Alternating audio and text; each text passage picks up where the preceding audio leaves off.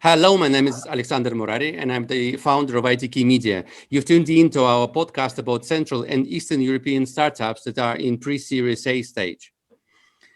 Our guest today is Jakub Niemczuk, the co-founder of BioCam. That's a company that has developed remote solutions for gastrointestinal examination. Dzień dobry, Jakub. Hi. Yes, hello. Look, as a usual warm-up, I wanted to just bring this a little bit of a historical kind of look at the technology itself, which started its days back in 1997, more or less, with Gabi Idan and Paul Swain, who invented basically, right? And they produced the first pill that was swallowed in 1997. Have you tried to get in touch with them, by the way? No, we didn't contact them, but yeah, the first pill was in '97 invented, but it was used. The first use was in 2001. Yes, true. After FDA certification and approval in the States. How cool it would be to have them on your advisory board kind of team, right? I think it will be really cool, but we also didn't try to reinvent the capsule endoscopy. We think that we are producing a newer product that has a wider range of application, not only for testing like small bowel disease or bleeding. Yeah, so look, the technology itself has been there for what, 23 years, more or less, all right? Yeah, so would you say it has had some limitations in expansion of technology, or was it already widely used and popular before you created yours? Yes, I think there is a limited application of this technology, maybe like widespread limiting factor, like the cost of the capsule or its targeted use and complicated use for right now. For example, in Poland, the capsule endoscopy is many more costly than traditional endoscopy, like fiber optic endoscopy, and it's basically cheaper just to get a colonoscopy or gastroscopy instead of a capsule, or instead of swallowing a capsule. So nobody is hearing about this technology because people can't afford that, and it's basically out of their like healthcare package. So nobody is financing it. Yeah, that's the main factor of this technology, we think. So we are trying to address that by implementing some newer technologies for communication, for example. So our capsule endoscopy won't have a traditional receiver. Like right now, if you use a capsule endoscopy, you have an examination.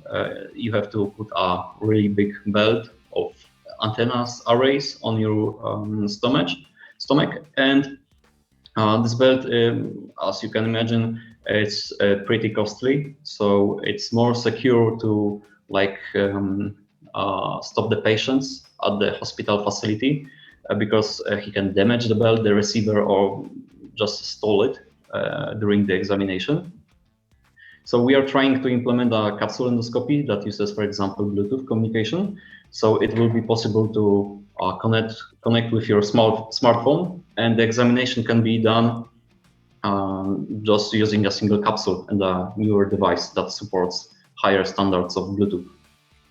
So that's amazing, basically, what you say there, that nobody before you, I understand that's your statement, right? Nobody before you thought of putting a Bluetooth technology for transmission of data rather than more bulky kind of things.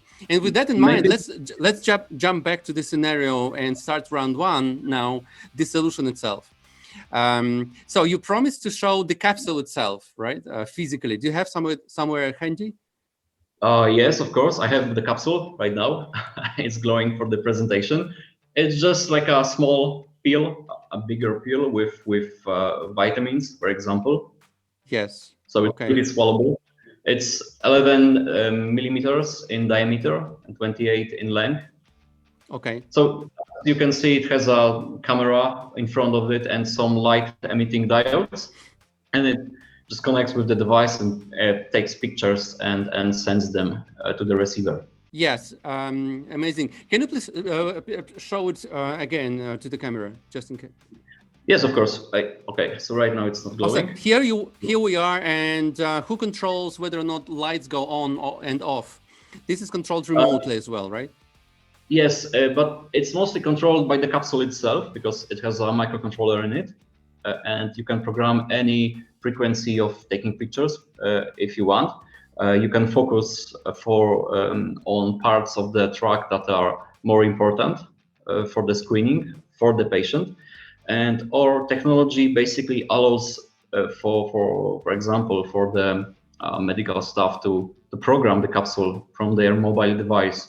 So you can just connect for the capsule and, for example, implement some profiles. How fast should the pictures be taken? How long should it work? And when should the capsule turn itself on, for example, and it will do that. So basically, we have a two-way communication. Okay, and you can program how quickly it goes through the intestinal kind of tract and what it does inside your body. So actually you create or you allow a bot into your body, right, to do the necessary stuff. Yes, but right now we can't control how fast it goes through the gastrointestinal tract, but yes, we can control how fast does the picture do. In future, we are thinking about implementing other technologies that can actuate with something. For example, they can release drugs or mark something, but those are future plans. Yeah, in your technical specification, you also show that your FPS, frames per second, is like by far better than your direct competition, right? How did you manage to miniaturize the camera itself, or to make a small camera so should we say powerful and effective at 120 FPS and relatively high resolution? Yes, 1900s to 1200s. Yeah. Yes, those are like the maximum parameters this device can achieve. But you have to keep in mind that those parameters can be all like the highest value with the whole all parameters can be set at the highest value. Right now, we are doing, for example, the 120 FPS, but at a very low resolution, or we can do a picture every few seconds with a very high resolution. So that's a trade-off, and that's one of our functionalities of our capsule that you can change that. And we are taking this parameter because we used just like newer sensors, newer devices that were not available on the market when the first capsule endoscopy, the first pill launched in 2001. So I understand your plan and ambition is to provide a better quality of pictures, of better overall technical kind of specification at a lower price, right? Which is a pure disruption kind of scenario, right? This is what yes.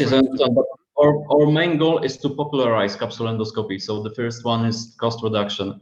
So we think that we can provide a hardware platform and of course a software platform that will accelerate the examination and will provide the same level or better level at a lower price, because we want to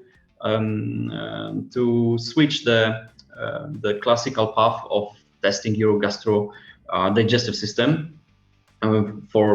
We don't want to use the traditional endoscopes as a first method of use in examination of those of your digestive system, but we want to switch to capsule endoscopy.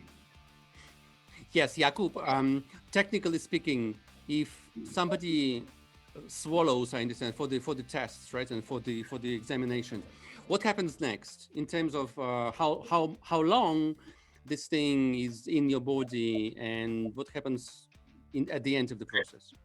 So basically, when you have some problems with your digestive systems, first, right now, the situation right now is like you are going to the doctor and he prescribed you a testing with a gastroscope or a colonoscopy. And if that didn't detect anything, you can be put to further testing with, for example, the capsule endoscopy system. And that's like the basic path right now in Poland. But we want just to use only the capsule for first screening methods.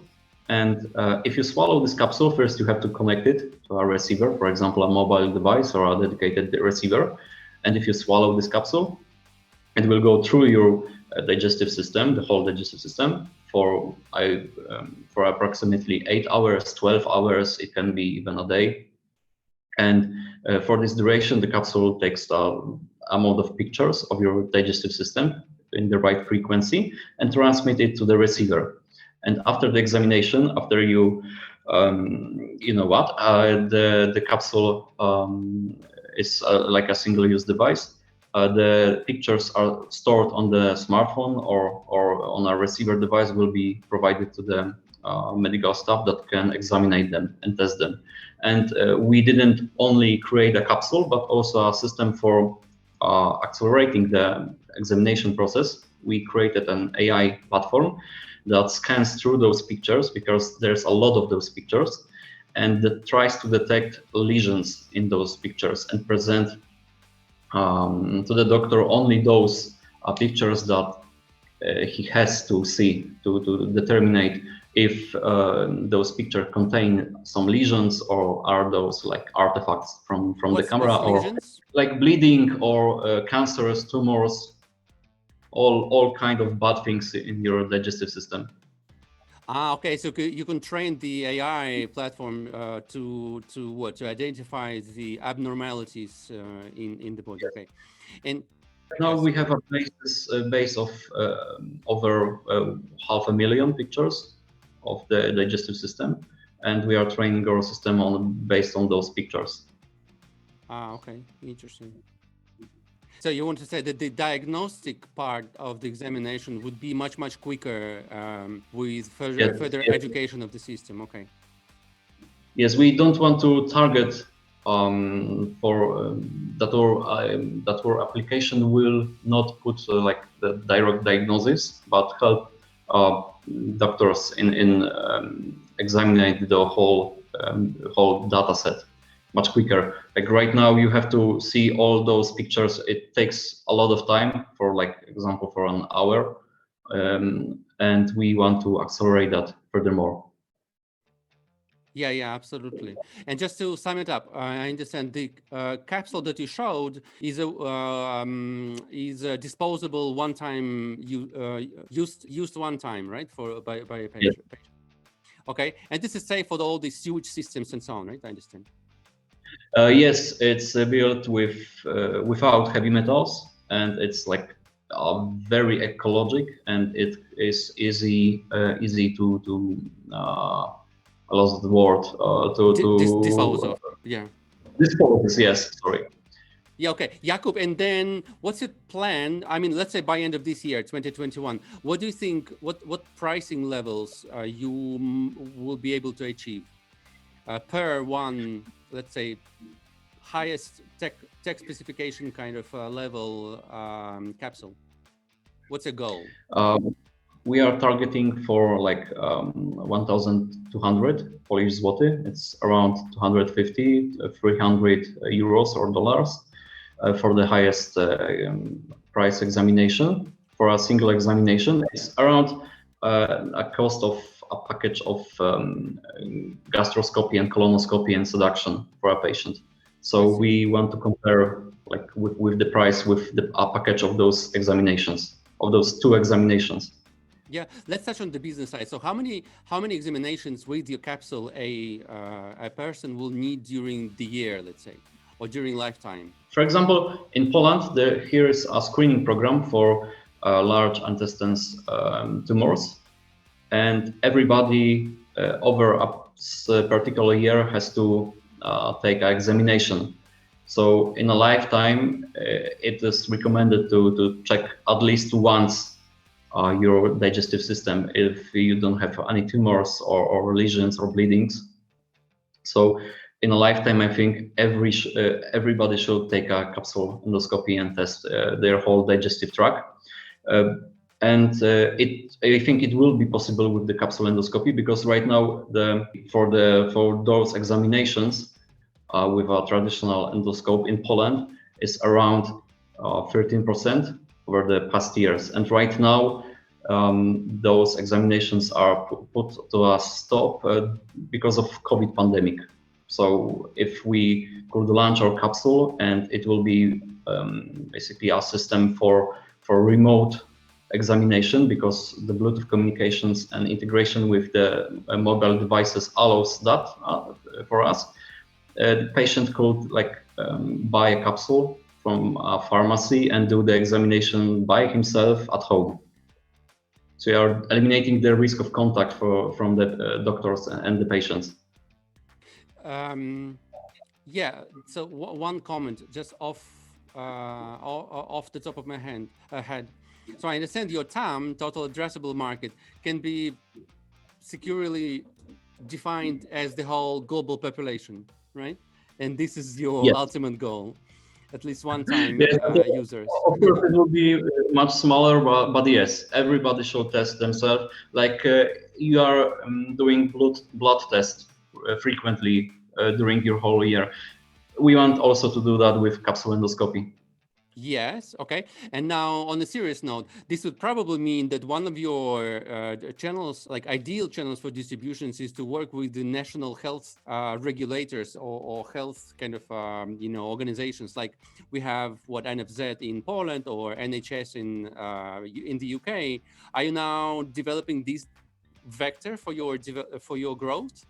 Or this is yes, we have those in mind.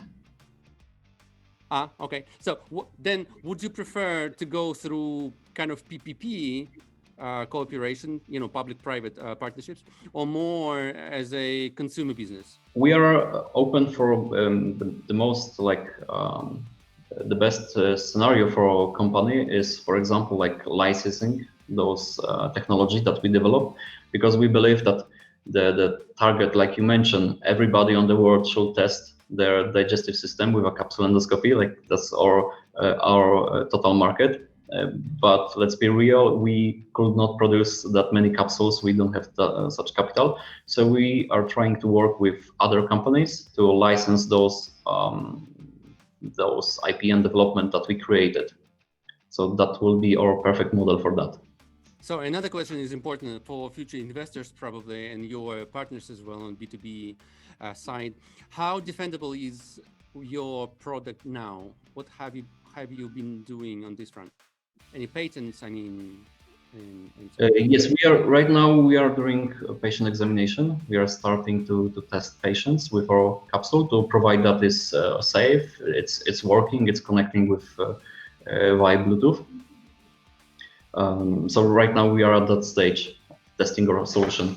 Yes, okay, and you will be selling, I understand, licenses to big manufacturers like Huawei, Philips, and others that you mentioned in your materials, based on a patent or some other IP protection kind of tools.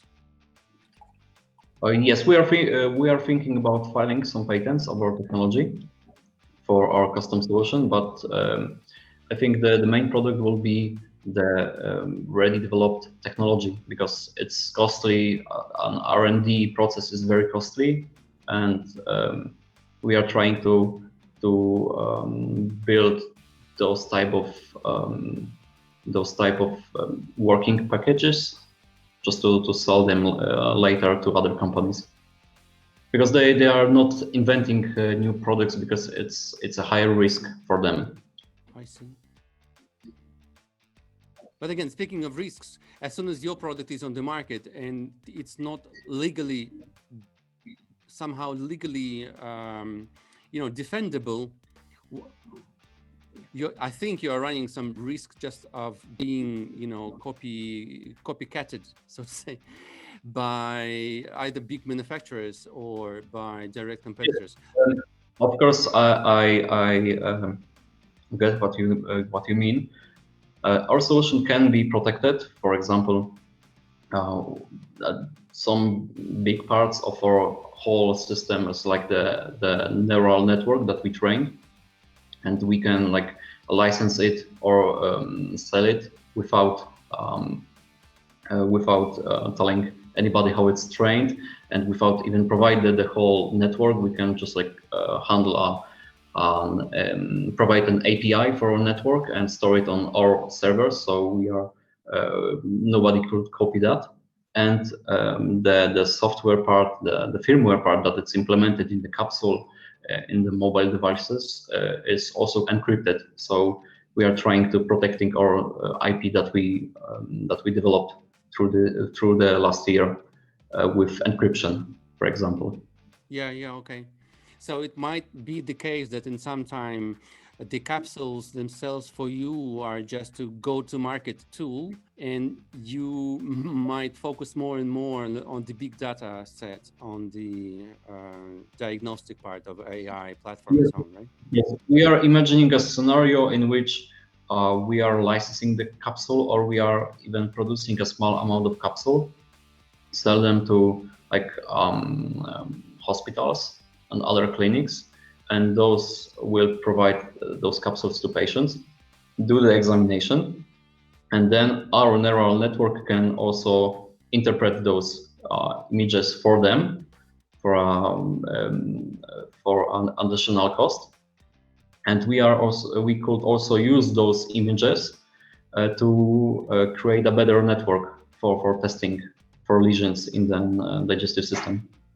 Yeah, amazing pro. So that way you make your clients or partners like dependent on your whole infrastructure, basically, right? Yeah. So it's like all inclusive, and we are using kind of... Yes, and we are using them to provide better service for example, with the AI part. Jakub, thanks. Interesting indeed. Let's move on to next round, and in the second round, we usually discuss competitors. In all your like one pagers and pitch decks and so on that I saw, of course, you show by far that you are by far like more tech savvy and more technologically advanced and better resolution and some other advantages that we mentioned. In a little bit of a provocative kind of mood and mode, where would you say BioCam is still lagging behind competitors? Still lagging behind with our solution. I think of course the medical certification, we didn't do that because we are developing our solution right now. So our solution is still not medical certificate, so we can't legally sell it. That's one, for example. And other negative aspects, I don't know, and I don't want to tell. This is big enough. I mean, of course, that's a natural obstacle to scaling up, basically, and to appearing on global scale. So tell me, Jakub, what's the order, like the most reasonable order of certification? Poland, Europe, States, or it could be in another order? And what's your plan for certification process? Our plan is to acquire the FDA and CA mark. And if you do like a certification in a European country, you've got the CA mark for whole the Europe. And of course, the FDA is you can legally sell your device in the United States. So we are trying to get those two certifications in the period. Yeah. So FDA CE certifications is a lot already, and I'm not that knowledgeable. If you have FDA and CE, so I mean European, can you can you rely on those two certifications to sell to other markets outside of US and Europe? European Union? Yes, but some countries have some restrictions. For example, in Japan or Korea, you have to do some additional tests to require legal pass for selling those devices then there. Yes, okay. Which are also promising markets, so I'm sure it will be easy after FDA and CE certification to go through local national ones, because I understand there is some there is some correlation, basically, not something very foreign to FDA and CE.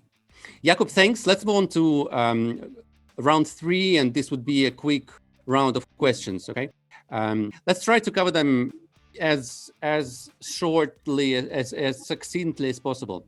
Couple of questions. Jakub, share with us your own personal productivity hacks. For my productivity hacks, I just try to work very hard and be most productive as I can. And from the personal tools, I use a time tracker on my mobile device and can analyze the productivity part of myself during the year. So every month, every year, I do a partial component analysis, how productive I am during the day to every second, and I can arrange meetings, sleep schedules during those data to work more effectively. But I think it's like a little bit hardcore. But if you like it's yes, it's a little bit hardcore, and in our company we are using the standard methods for organizing team and work. Okay, and when you say you're tracking your time, you mean your physical state, or actually what tasks you're doing at every specific moment of time? My state and every specific task I'm doing do the seconds. Right now I'm also tracking this meeting to every second. Okay, interesting. And what's the tool that you're using? It's just like a basic Android app called a time logger, I'm using a time logger, and I'm using a personal written Python script to analyze those data and plot some diagrams. How long I sleep, did I sleep well, and those data. Yes, interesting. Let's move on. What's the biggest challenge to the growth of your company today? I think we mentioned certifications. Anything else?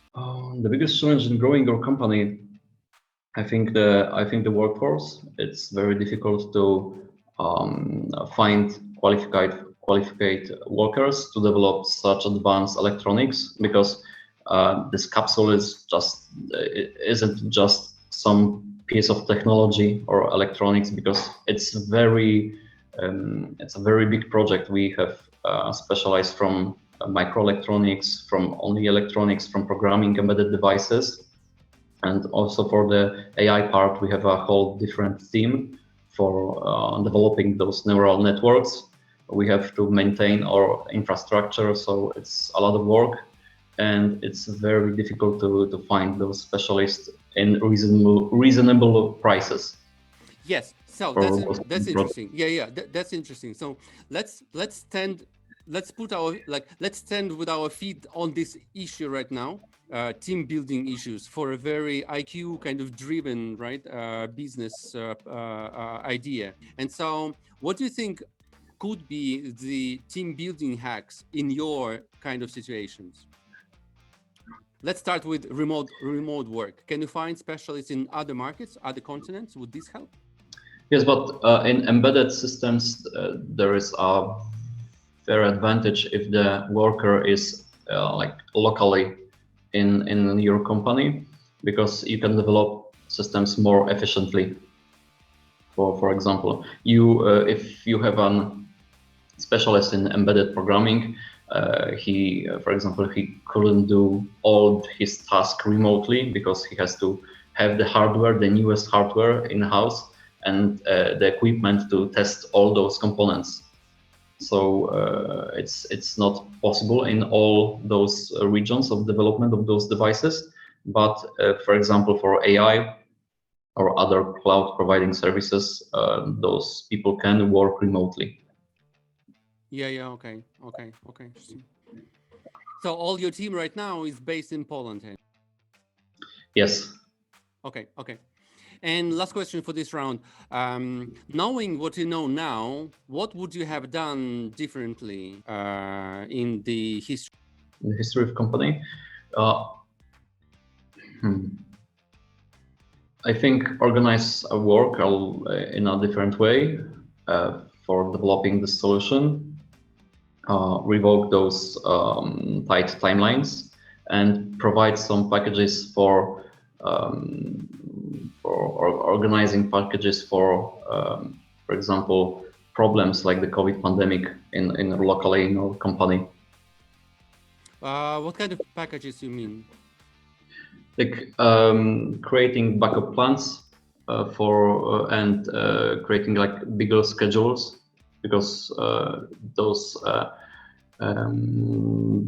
accidents can create delays in some packages, and those can stack up and delay other bigger things like the certification, for example. Okay. So you mean the deadlines should not be so close to each other, and so to allow some space, time and space, I understand, between milestones, right? Between planned end of one part of the project and beginning of another stage of the project. Yes, and I think we would also develop some kind of another workflow for tracking and finding bugs in tools and software that we are using, because we also rely on, we are in a chain of development of newer technologies, so we are also relying on different software packages and hardware tools that we are using from other companies, bigger companies. And we found that in the newest tech, for example, if we are using silicon chips that are 1 year old or 6 month olds, there is a lot of bugs in them, even if they are still in production, like they are released to production. So we stumble upon them, and they increased our delay in developing of this project. So I think if I could go back in time, I would address this solution. How?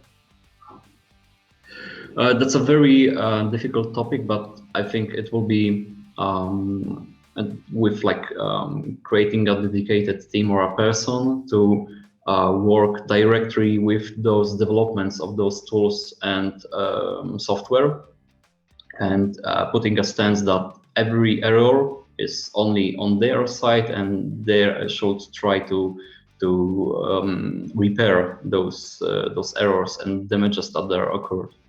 Okay. Because right now we also improved the quality of those tools and software by ourselves, and we should rely more on those companies that they provided those tools and put those errors in the documentation, or even light in the documentation. Yes. Okay. Like more strict, to have a more strict kind of strict policy about the errors and bugs and so on, and transfer, or let's say, not to take over the responsibility for those errors on yourself, right? And this will probably be connected with the pricing increase, right? Increasing price as well, right?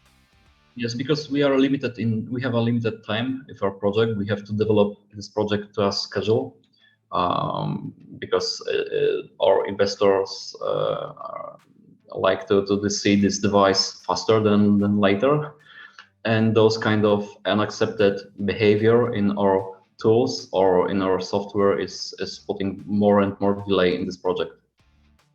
Yeah, it should be pretty high precision kind of technology. Okay, interesting. I think this is some interesting insight for companies that are focusing on hardware / software / AI kind of mindset, right? And you could say that these types of problems is pretty common for such companies, right? Yes. Interesting. If you are working with a wide range of tools, like we are doing it, because we are creating our own electronics or embedded software or software for computers, or our own infrastructure for managing those images, for transferring it, for analyzing it. So we are using every bit of technology that is available, and we are working with bleeding edge tech, for in my opinion, to create this product. Yeah, interesting. I mean, ambitious, interesting, of course, and very demanding as well. Jakub, great. Let's move on to next round, round 4, the company itself.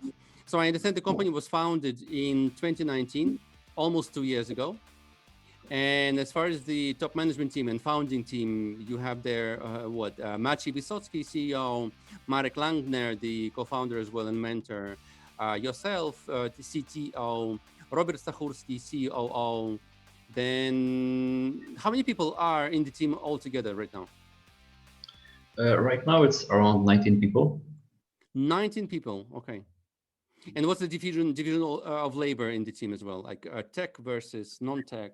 The tech team is a little bit bigger than the organizing part team because like it's a startup company, so everybody is contributing to the product right now.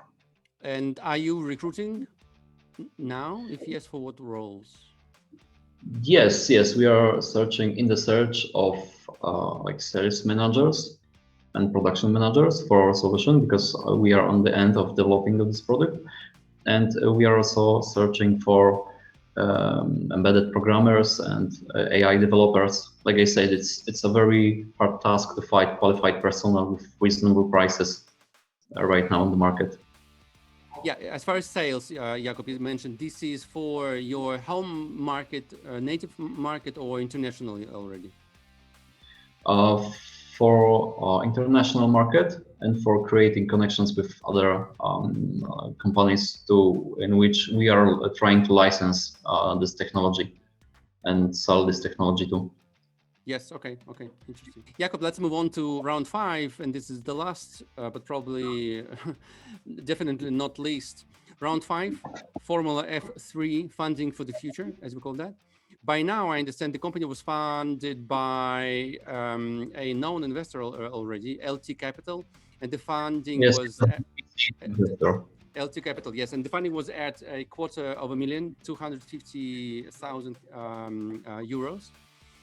What are your plans for the next investment round? Okay, so right now we are planning to raise funds up to 1 million euros. To create to finish the whole certification of our product and polish the final first version of our whole system.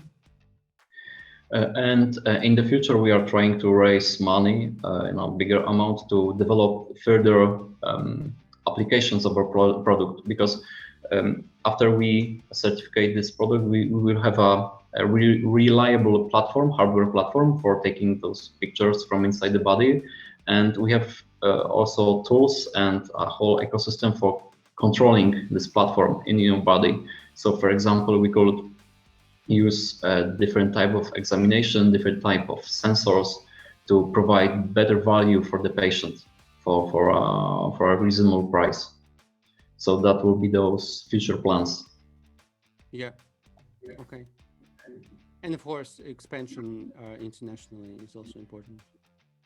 Yes. I know this is pretty early in the development kind of life cycle of the company, but still, I will ask, Jakub, what are your personal exit plans, or ideal for the company, or your own personal exit plan for the company? My personal exit plans.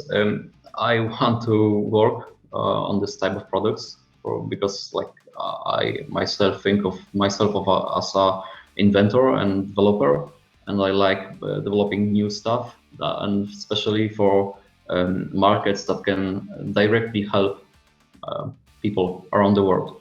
So I think I will stick with those products and projects this company will further develop.